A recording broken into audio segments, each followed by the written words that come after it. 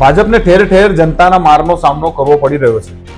ગુજરાતમાં પણ ભાજપિયાઓને ધક્કે ચડાવતા વિડીયો તમે જોયા હશે, પણ બંગાળની અંદર જે આમ જનતા છે એનો આક્રોશ એટલો બધો વધી ગયો છે કે તેણે સુરક્ષા કર્મીઓની હાજરીમાં જ ભાજપના ઉમેદવારને દોડાવીને ઢીવી નાખ્યો। Fronting the BJP candidate over his allegations of booth, and that's the moment. But you can see on your screens how they're targeting and attacking him. Why? Because he alleged booth jamming. You can see the BJP candidate running for his life right after. Unbelievable scenes, these unbelievable.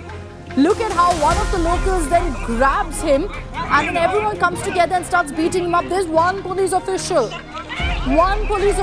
to protect him, struggling. The manner in which the Kumarganj BJP candidate Shubhendu Sarkar was.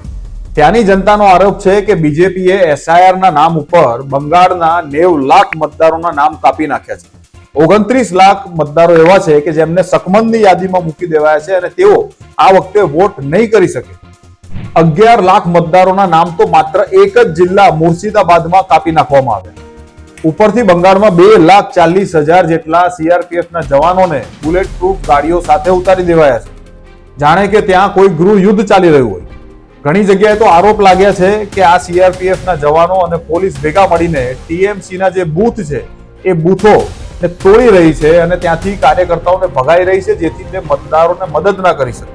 અને આવી જ અવરચંડાઈના કારણે બંગાળની જનતા ભડકી ઉઠી છે, જેના પરિણામ સ્વરૂપ બીજેપીના આ ઉમેદવારને દોડાવીને જનતાએ ખૂબ માન્યો। લાગે છે કે બીજેપી ભૂલી ગઈ છે કે બંગાળની જનતાના આદર્શ સુભાષચંદ્ર બોઝ છે, નહીં કે અંગ્રેજોની સામે માફી માંગનારા માફીવીર સાવરકર। આ એ ધરતી છે જ્યાંની દીકરીએ સૌથી પહેલા અંગ્રેજ ઓફિસરની છાતીમાં ગોળીઓ ધરવી દીધી હતી। જોકે બીજેપીને ગુજરાતમાં વાંધો નહીં આવે, કારણ કે ગુજરાતની અંદર માફીવીરોના જે વંશજો છે એ ઘણી મોટી સંખ્યામાં છે।